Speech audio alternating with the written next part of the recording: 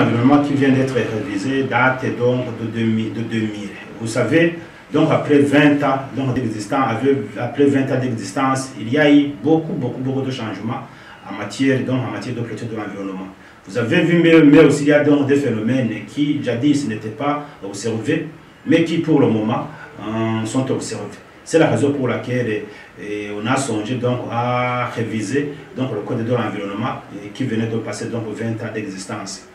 Et parmi les lacunes qui ont été observées pour le premier code, il y a d'abord donc il y avait les principes modernes de base régissant la gestion de l'environnement qui donc faisaient des principes de prévention, principes de précaution, principes de pollueur-payeur, principe de pollueur-payeur, comme je venais de le dire, le principe de développement durable ainsi que le principe de subsidiarité. La place de l'administration provinciale, communale, territoriale, ainsi que la société civile donc n'était pas bien mentionnée.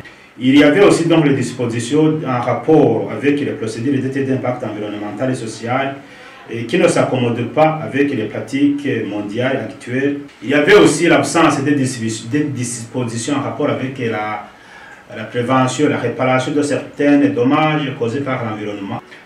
Il y avait aussi donc absence de dispositions en rapport avec la lutte contre les changements climatiques, la prévention des risques et catastrophes naturelles, comme vous l'avez remarqué, ce qui s'est passé à Katunguru, à Nyeruongo, ainsi que très récemment à Gatumba.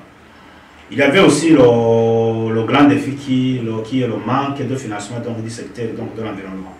Ce sont donc toutes ces dispositions qui ont fait que l'ancien code soit revu pour qu'il puisse s'accommoder avec la situation actuelle du pays ainsi que la situation actuelle du monde entier. Pour le nouveau code, on a bien mentionné donc les mécanismes de financement du secteur de l'environnement. Il y a des financements que le gouvernement, l'État mettent donc à la disposition de la politique de l'environnement. Aussi,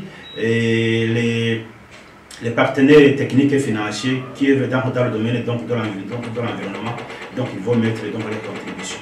Aussi, pour que le code de l'environnement puisse être opérationnel, nous sommes en train d'élaborer les textes d'application et qui vont nous permettre bien d'appliquer le nouveau code de l'environnement.